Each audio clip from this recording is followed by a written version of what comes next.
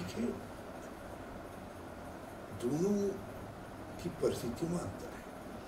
जिस समय लोकतंत्र की इस राज्य में हत्या हो रही थी और भाजपा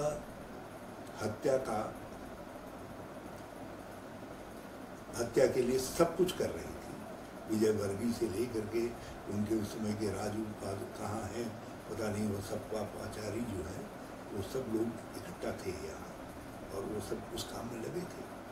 तो उस समय यशपाल आर्या कांग्रेस के साथ खड़े थे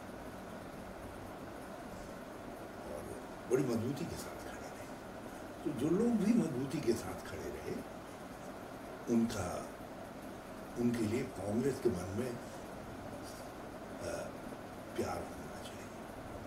तो यशपाल आर्या खड़े रहे। अब ये अलग बात है कि कालांतर में उनको कुछ अपने हित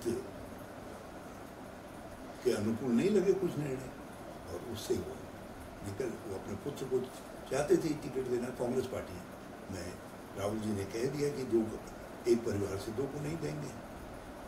उस समय एक सिद्धांत बना लिया, वो हमेशा लागू नहीं होता है, परिस्थितियों के साथ बदल जाता है, लेकिन उस समय उन्होंने पंजाब से वो बात कही थी तो यहाँ भी उनके लिए बदलना कठिन हो गया था। उसी दिन पहले उससे दूल्हो थे हमारे प्रदेश अध्यक्ष उस समय के, उनके बेटे को नहीं दिया था। तो इसलिए राहुल जी ने असमर्थता जाहिर की और किन्हीं कारणों से उस समय यशपाल आर्या जी भाजपा में चले गए और जब वो वापस लौटे उन्होंने कहा मैं वहाँ घुटन हो गई भाजपा के अंदर। तो उनको कांग्रेस ने हाथ थामा और आज वो हमारे सीएम के नेता हैं। लोगों ने उनको अपने शरीर का हिस्सा मान लिया। तो हरक सिंह जी भी, मैंने जब आए थे तब मुझसे कुछ लोगों ने पूछा था तो मैंने कहा हरक सिंह जी को कम से कम 1-2 चुनाव, जब उन्होंने एक महाचुनाव हराया है तो कम से कम 1-2 चुनाव जीताने चाहिए। तो लोकसभा के चुनाव में और उपचुनाव में उनकी भूमिका अपेक्षित रूप में नहीं रही। तो इसलिए अब इस समय यदि वो भाजपा के खिलाफ, भाजपा के जो महापाप उनके पेट में है उनको उगलते हैं, तो फिर ये कांग्रेस के हित में है, लोकतंत्र के हित में है।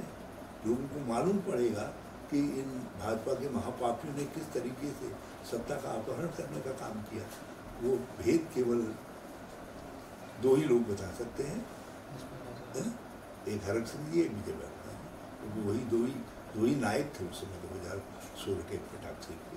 तो इसलिए हरक सिंह जी के लिए ये उनको अवसर दिया जाना चाहिए। इसीलिए मैंने ये साफ तौर पर कहा कि वो कांग्रेस के अब एक नेता है।